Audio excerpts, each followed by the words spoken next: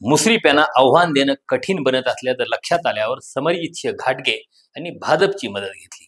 2014 नंतर चंद्रकांतदादा पाटील यांनी त्यांना ताकद दिली। त्यातूनच ईडीचे छापे वगैरे भानगडी घडल्या। मुश्रीफांच्यासाठी अडचणीची परिस्थिती निर्माण झाली। राजकीय अस्तित्वच पणाला लागलं। तसे अजित पवार यांच्या गटातले मुश्रीफ यांच्यासह डझनभर नेते तुरुंगाच्या दारात उभे होते। पण अजितदादांनी शरद पवारांची साथ सोडून भाजप सोबत सत्ता स्थापन केली आणि तुरुंगाच्या दारातले हे नेते थेट देवेंद्र फडणवीस यांच्या सरकारमध्ये मंत्रिपदावर विराजमान झाले। ईडीचा धोका टळला, तुरुंग टळला आणि वर सत्ताही मिळाली। हसन मुश्रीफ महाविकास आघाडीतून महायुतीत आले।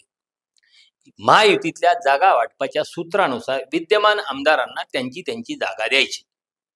त्यामुळे 5 वर्षे मुश्रीफ यांच्या विरुद्ध भाजपकडून लढण्यासाठी तयारी करणाऱ्या समरजित सिंह घाटगे यांची भाजपच्या तिकिटाची संधी हुकली। त्यांनी देवेंद्र फडणवीस यांच्यावर निष्ठा कायम ठेवून शरद पवार यांच्या राष्ट्रवादी काँग्रेसचा मार्ग धरला। तुतारीच्या चिन्हावर विधानसभा निवडणूक लढवली, पण इथंही त्यांना मुश्रीफ यांचा पराभव करता आला नाही। मुश्रीफ यांच्या विरोधात त्यांचा हा दुसरा पराभव होता।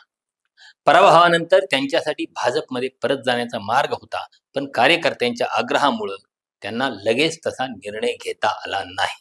त्यामुळे स्थानिक स्वराज्य संस्थांच्या निवडणुकीत पुन्हा मुश्रीफ विरुद्ध घाटगे असा सामना रंगण्याची चिन्ह दिसत होती।